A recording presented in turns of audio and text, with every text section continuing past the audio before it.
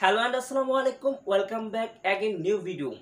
বন্ধুরা, আজকে যে বিষয়টি নিয়ে ডিসকাস করব তা হচ্ছে কিলিয়ান এমবাপ্পেকে কেন গ্রীষ্মকালীন অলিম্পিক 2024 সালে ফ্রান্স তাদের স্কোয়াডে রাখেননি।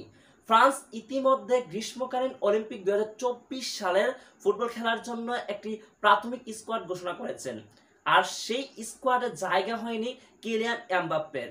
কিলিয়ান এমবাপ্পে সেই ব্যক্তি যিনি 2018 সাল, 2022 সাল, 2020 সালের উয়েফা কুপার খেলেছিলেন।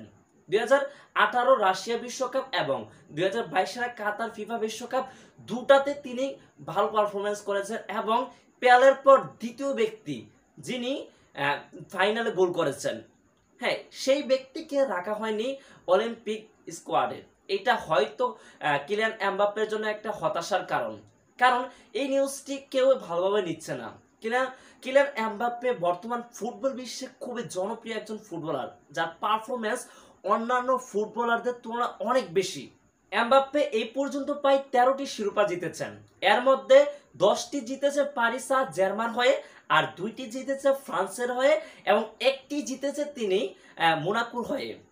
এত বড় ব্যাকগ্রাউন্ড থাকার পরও তাকে কেন ফ্রান্সের স্কোয়াডে রাখা হয়নি?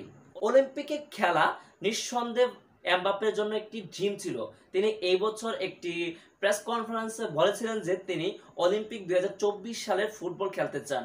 ইতিমধ্যে ফ্রান্স 25 সদস্যের একটি প্রাথমিক স্কোয়াড ঘোষণা করেছেন, তবে ফ্রান্সের কোচ তিনি বলেছেন যে যে কোনো মুহূর্তে স্কোয়াড পরিবর্তন হতে পারে। তবে স্কোয়াড পরিবর্তনের তারিখ হচ্ছে 3রা জুলাই, অর্থাৎ আগামী মাসের 3 তারিখ পর্যন্ত এই স্কোয়াডে যে প্রাথমিক যে 25 সদস্যের স্কোয়াডটা রয়েছে, এই স্কোয়াডে পরিবর্তন করতে পারবে।